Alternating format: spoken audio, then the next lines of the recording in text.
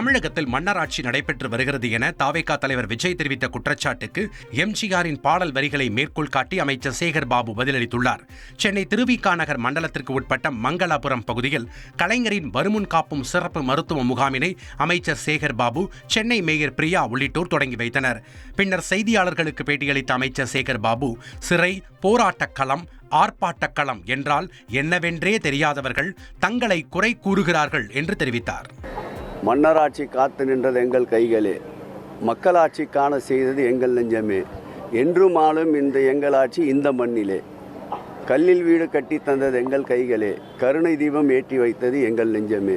இதுதான் அவருக்கு பதிலாக சொல்லிக் கொள்கிறேன். அவர் தவழுகின்ற குழந்தை. நாங்கள் பிடி உஷா போல் பல்வேறு ஓட்டப்பந்தயங்களில் பங்கேற்று வெற்றி கண்டவர்கள், பல கரடுமுரடான பாதைகளை கடந்து வந்தவர்கள், சிறை என்றால் என்னவென்று தெரியாதவர்கள், போராட்ட களம் என்றால் என்னவென்று தெரியாதவர்கள், ஆர்ப்பாட்ட களம் என்றால் என்னவென்று தெரியாதவர்கள், பொதுக்கூட்டம் என்றால் என்னவென்று தெரியாதவர்கள், மக்கள் பணி என்றால் என்னவென்று தெரியாதவர்கள். தந்தி டிவியை உங்கள் கேபிள் டிவி ஆபரேட்டரிடம் இலவசமாக கேட்டு பெறுங்கள்.